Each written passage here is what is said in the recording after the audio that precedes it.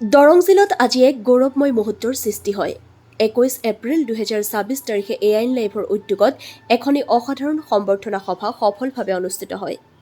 এই সম্বৰ্ধনা সভাত উপস্থিত থাকে চেঙেলীয়াজাৰ হায়াৰ ছেকেণ্ডেৰী বিদ্যালয়ৰ অধ্যক্ষ প্ৰতুল চহৰীয়া, জগন্নাথ দেৱ গোস্বামী, আহমেদ আলী, ইমৰান হুছেইন, চন্দ্ৰচৰণ চৌধুৰী আদি বিশিষ্ট ব্যক্তিসকল। ইয়াৰ লগতে এআইন লাইভৰ মুখ্য কাৰ্যবাহী বিষয়া ৰাইজুল হক চৌধুৰীয়েও সভাখনত উপস্থিত থাকি অনুষ্ঠানটোত বিশেষ ভূমিকা গ্ৰহণ কৰে। উল্লেখযোগ্য যে এই অনুষ্ঠানত মুঠ প্ৰায় ৩৪গৰাকী মেধাৱী শিক্ষাৰ্থীক এআইন লাইভৰ ফালৰ পৰা সম্বৰ্ধনা জনোৱা হয়। শিক্ষাৰ্থীসকলৰ এই সাফল্যক উৎসাহিত কৰাৰ লগতে আগন্তুক দিনত আৰু অধিক সাফল্য অৰ্জন কৰিবলৈ উৎসাহ যোগোৱাৰ উদ্দেশ্যে এই সভাৰ আয়োজন কৰা হয়।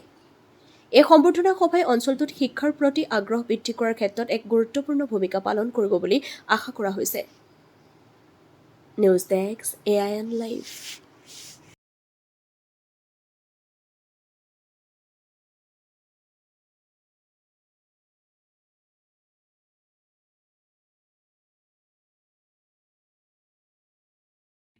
যিকোনো খবৰ আৰু বিজ্ঞাপনৰ বাবে যোগাযোগ কৰক 7896121996।